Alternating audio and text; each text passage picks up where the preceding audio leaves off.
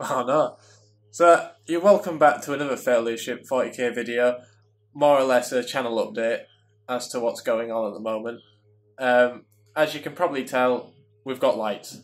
Main issue previously was the darkness of the board on one side. You may see that in older videos if you can be bothered to watch them.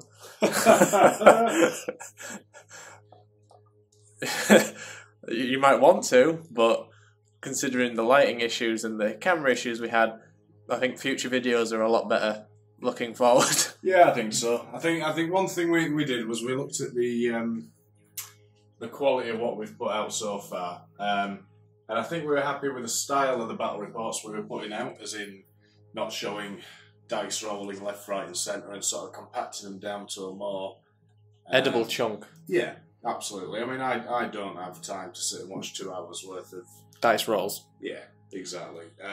So I think while we were happy with the direction we were going shooting-wise, clearly there was some lacking issues. The lighting in the house was appalling.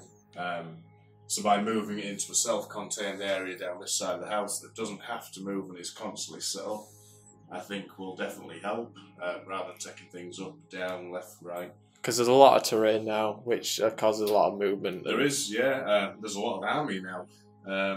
Yeah. And I think currently I've got, obviously, the Orc army there.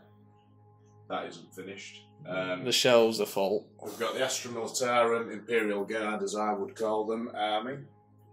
We've got the Death Guard army. There's the Grey Knights army. And there's Dark Angels army there as well. I think we needed the space to be able to record properly instead of being hemmed in, and certainly down this end of the house we've got that now. I think the other issue that we had was the quality of the camera. Now, even though I bought 2 camcorders in the end, the second one being better quality, it still wasn't up to the task. I thought the picture quality on it was pretty poor, so we've managed to get a setup now. Funnily enough, it's recording on Ryan's phone, using, what's the device you've got? An Osmo mobile stabilizer, Mobile 2. I mean, you guys can't sort of see this, but it's just phenomenal. It's like this handheld thing with his, that's got all sorts on. Tracking, whistles, motion. I mean, just the quality of the picture being in 4K resolution far outstrips the questionable, because we 1080p questionable 1080p that we were getting out of the old camcorder. So I think we've done a lot of work around upgrading the quality of everything that we've got. The board, certainly we've put work into upgrading that. The terrain, upgrading that.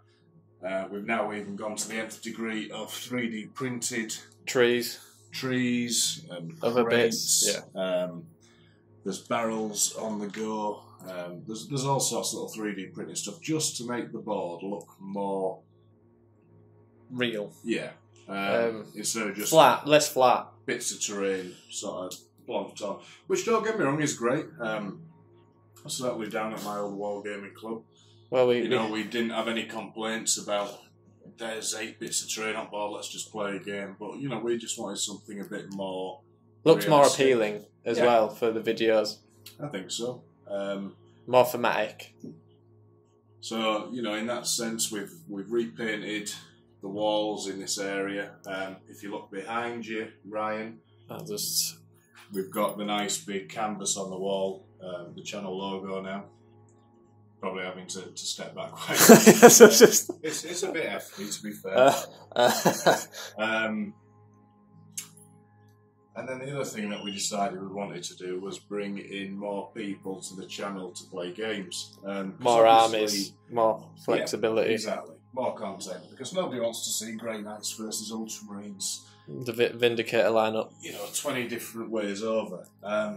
I think certainly to a degree with all the extra armies that have been sort of cobbling together, we've got more of that options now. We also have some other armies in the plans, including a Sentinel army, which will be my new Astra Militarum army, rather than the half and half, which I previously put in, which was the Lehman Russes. That was right, yeah, with your ultramarines. I mean, And then you, it just Talon? Talon, Yeah. sand. You know, and I think definitely getting different people down here that have different play styles is beneficial. I think if we look around at certainly other popular channels, Plenty of guests. SEO, Tabletop Tactics, just to name a few. I mean, Winters certainly has various people coming in left, right, and centre to fill.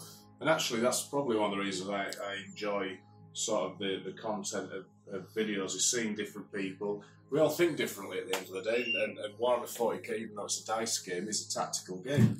And we all view things slightly different to how things should be played. So we're definitely, you know, getting some more people down. In that vein, we've got 2 new people coming in this week. We've got Sean, who's going to be bringing down his Adeptus Mechanicus, Scutari, and Knight combo. We've got a lad called Chris Bradley that I know from years ago. He's going to come down. We think it'll be his Imperial Guard he's bringing with him. More than likely, I would think. But. We think. But then, that, you know, we'll get some different games in versus me, versus Ryan. And then we're going to try out, I think, a 3-player game. Yeah. You know, and just play around with it a lot. I think moving forwards, we're committing ourselves to producing more regular content. I think work's definitely evened out for us. Yeah. I certainly aren't as busy as I used to be, juggling a lot of different spinning plates. So we can update the channel regularly, which is great for you guys, hopefully. Better quality content, more regularly. And I think that'll definitely help improve things. As well as building up a backlog so we can fettle it out at a more even pace rather than rushing absolutely. it out. So you won't be seeing like a video every couple of months when we decide we'll I think we sort of committed a bit more to filming quite a bit of content and then steadily releasing it out. So we've got a good stream of things coming out for you guys. I think the only other thing we are going to do regarding the board is a few more pieces of terrain. Most of the terrain we have is from TT Combat. We had one large piece of terrain, but we've taken it off due to scale differences. Yeah, it didn't quite mesh with the stuff that we'd already got. If you went back to the previous videos, it's usually the one piece that's massive and in the centre of the board every time. Yeah, and it was a little bit restrictive. I mean, it's a nice piece of terrain and everything, but it didn't fit with the theme of the board. I think as well we obviously want to bulk out more terrain pieces for the board to give more variety on the board, but also we want some more line of sight blocking. I mean, this terrain is beautiful, it's really nice. A lot of holes, but there's a lot windows. Of holes. And with the new rules being that you can shoot from any point of the model, of course, it's even easier now to be able to draw line of sight. I mean, my lamp on the front of my tank can see your squad. Even if it's just like a millimetre of the model. Yeah, it just needs to be able to draw like a laser pen width to... As you can probably see from here, you can see to my Ultramarines just through the window there. And in general, there's hardly any cover save going on here unless you're inside a building. Absolutely. So there's different things. I mean, I really like this container. I think we're probably going to get a few more of those. Get some more, because actually you can hide a 5-man squad behind that quite comfortably. You can even hide a 10-man squad behind it, if I'm honest with you. Yeah. So from where I am at eye level, I can't see that squad. So if I go down to here, unless you're at a raised position, which will also mean with our height terrain and the different platforms we've got, you can then use that to then get line of sight on other units which may be previously blocked by said container if you're on the level platform on the base ground. Yeah, absolutely. I think you make a good point there as well. The table is very level. I think some craters, some rocky outcrops, just things to break up the flatness of the table. And some platforms for the buildings as well. Currently everything is just plonked on the sand. Yes, yeah. Which is also causing a bit of an issue in terms of how it looks, because it's quite harsh contrast between the board to the actual building. Yeah, absolutely. But you know, more terrain definitely brings in different varieties. I think a lot of the good channels have a steady stockpile of terrain to be able to change the theme of the battle and what's going on, and that's certainly something that we want to do moving forward in the future. So not just urban environments, but also like rocky, cavernous regions, which would be quite fitting with the boards, like sand dunes. Yeah, Or some canyon style. Absolutely. Using the 3D printer, that can be pretty easily achieved. I can even model some files myself and make some like raised rock terrain features. Yeah. I think certainly now that we've got 2 as well, it boosts our time scale for production. Because these things don't take very long. I think in the 3D printer at the moment, I've got a Blast Crater going, and that's just shy of 5 hours print time. So obviously having 2 just speeds the job up a lot. And actually the quality that comes out of the 3D printer is really nice. I mean, the crates that Ryan's produced, I think, are really nice. Even on the lower resolutions, the texture that it provides looks more realistic, especially if you're doing like craters or if you're doing anything that is metallic.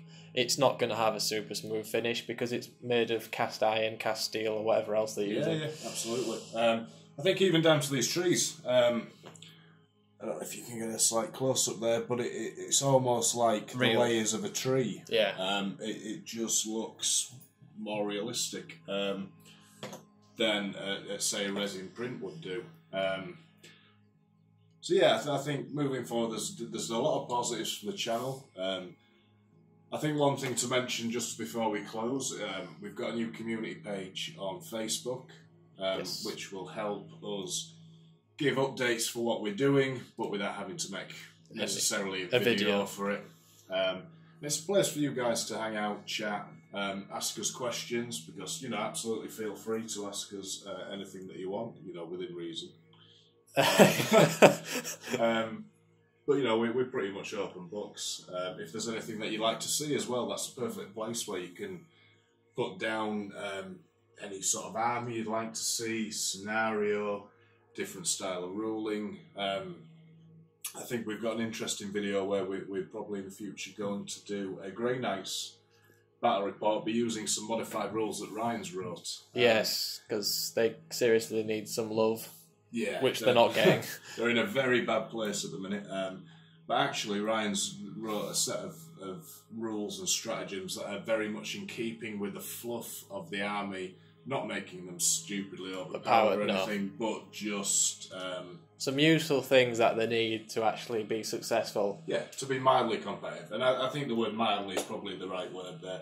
It certainly wouldn't change them into a tournament winning army, but give you a better chance of actually being successful. A lot of that comes down to the loss of Alpha Strike with the new rules. Yeah.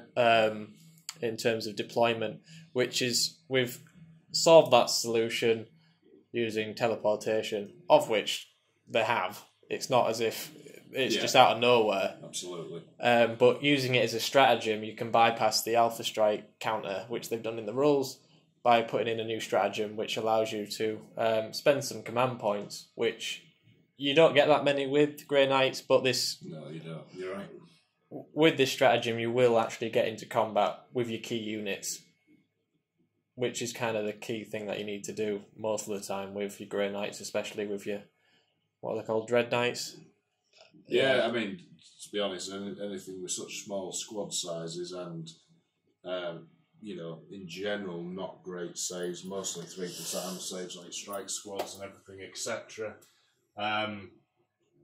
They can get whittled down quite fast. But, I mean, that's something that we want to play with, which, hopefully you guys will find interesting. I mean, obviously, we'll clearly mark that as a test rule game. So, we're not confusing people out there that we generally don't know the rules and we're just making things up as we'll title it Homebrew. Homebrew. That's probably a good way of putting it. But I think the future's really bright for the channel, just as bright as those new lights. Blinding, almost. But yeah, there's lots to come. We thank you guys for sticking with us.